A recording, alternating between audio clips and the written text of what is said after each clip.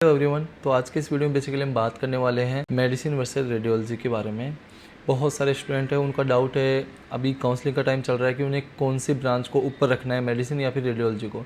तो इस वीडियो में मैं मेडिसिन एंड रेडियोलॉजी की साइड से कुछ ऐसे टॉपिक्स कवर करूंगा जो शायद आपके डिसीजन मेकिंग को काफ़ी ईजी बनाएंगे। सबसे पहली चीज़ एंड सबसे इंपॉर्टेंट चीज़ AI, आर्टिफिशियल इंटेलिजेंस। जैसा कि आपको पता है कि अभी बहुत ज़्यादा उसके ऊपर रिसर्च चल रहा है एंड बहुत ज़्यादा बूम कर रहा है। अभी उसका हाइप बहुत ज़्यादा क्रिएट हो रहा है। आने वाले टाइम में AI रेडियोलॉजिस्ट को रिप्लेस कर देगा। तो मैं यहाँ पर आपको बताना चाहूँगा, AI कितना ही एडवांस हो जाए, कितना ही वो अलग लेवल पे पहुंच जाए, बट कभी भी वो रेडियोलॉजिस्ट को रिप्लेस नहीं कर सकता। हाँ, AI असिस्ट कर सकता है रेडियोलॉजिस्ट को। अभी जैसे ये USG मशीन है, अब मुझे एक चीज़ बताइए, AI कैसे USG कर सकता है? अगर ये प्रोब है, जैसा कि ये प्रोब है, उसको कैसे AI लेगा? वो तो फिर रोबोटिक्स में आ गया। AI को लेकर आप टेंशन में हो तो उस चीज़ से आपको बिल्कुल भी टेंशन में नहीं रहना है, क्योंकि AI रेडियोलॉजिस्ट की हेल्प करेगा, ना कि उसे रिप्लेस कर देगा।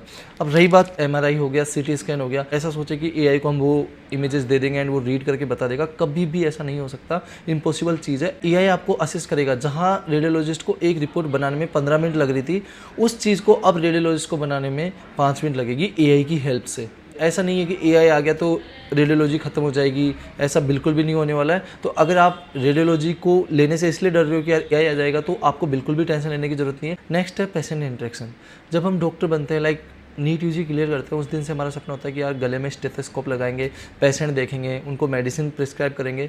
तो ये चीज़ आपको रेडियोलॉजी के अंदर ख़त्म होने वाली है। अब जैसे मैं हूँ, मुझे कोई स्टेथोस्कोप की ज़रूरत नहीं होती, मुझे याद भी नहीं है मेरा स्टेथोस्कोप मैंने कब लिया था। तो स्टेथोस्कोप कंप्लीटली आपकी लाइफ से गायब हो जाएगा। सेकंड चीज़, MRI CT स्कैन में तो क्या करेगा, टेक्नीशियन MRI करेगा, CT स्कैनिंग वही करेगा, आपको सिर्फ उसकी रिपोर्टिंग करनी है। वहाँ पे आपका पेशेंट इंटरेक्शन हो गया जीरो। सेकंड चीज़ होती है सिर्फ USG के अंदर आपका पेशेंट आएगा, अंदर लेटेगा, आप इसकी USG करोगे एंड देन वो चले जाएगा। एंड बहुत बार ऐसा होता है कि पेशेंट आपको डॉक्टर समझता ही नहीं है, उसको लगता है कि नॉर्मल कोई टेक्नीशियन वगैरह है, सिर्फ वो USG करता है। जैसे एक्सरे करवाने जाते हैं तो उनको पता है कि यार ये डॉक्टर तो है नहीं, तो ऐसा लगता है कि यार ये USG करने वाले भी डॉक्टर नहीं है। मैं आपको बहुत हार्श रियलिटी बता रहा हूँ, जो भी मैंने फेस की है। तो आपको यह समझना होगा कि डॉक्टर वाली फीलिंग आपकी कम होने वाली है अगर आप रेडियोलॉजी वाले फील्ड में जाते हो, ठीक है।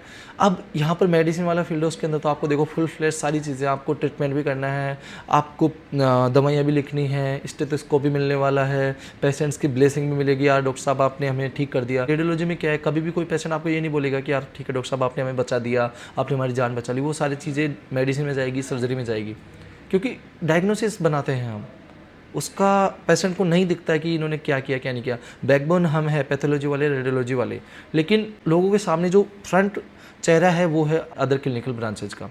तो इस चीज़ को आपको कंसिडर करना है। नेक्स्ट है स्ट्रेस, पर्सनल लाइफ, पीस आपकी लाइफ में। तो पीस तो नो डाउट आपको रेडियोलॉजी में मिलने वाला है, क्योंकि वहाँ पर इमरजेंसी नहीं है। आपको जैसे आप PG करने जाते हो तो वहाँ पर आपको 4 बजे छुट्टी हो जाती है आपकी, एंड आपकी अगर 24 आवर्स की ड्यूटी लगती है तो वो महीने में 2-3 जितनी भी होती है, आपको उस दिन आपको वहाँ पर रहना होता है एंड इमरजेंसी डील करनी होती है वहाँ पर, USG वगैरह हो गए। अदरवाइज़ आपको 4 बजे छुट्टी हो जाती है तो आपकी PG भी हेक्टिक नहीं जाती, नॉर्मली अच्छे से PG निकल जाती है।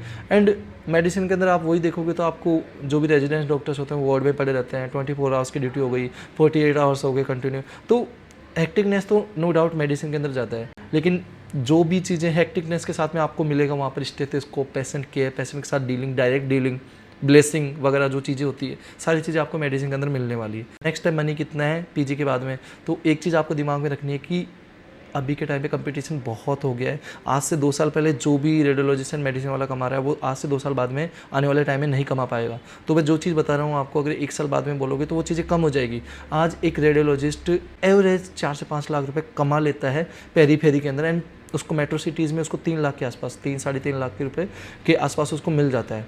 एक मेडिसिन वाले को इससे जस्ट 50,000 रुपये थोड़ा कम मिलता है।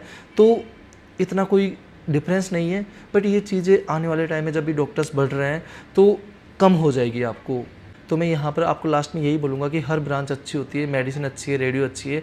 सबसे बड़ी चीज़ है आप उसमें कितना मन लगा के काम करते हो, कितनी मेहनत करते हो। अगर अभी भी आपको कोई डाउट है तो प्लीज़ मुझे इंस्टाग्राम पे मैसेज कीजिए, मैं आपको वहाँ पर रिप्लाई करूँगा। आपके जो भी कंसर्न है वहाँ पर मैं आपको जेन्युइनली रिप्लाई दूंगा। Thank you so much for listening.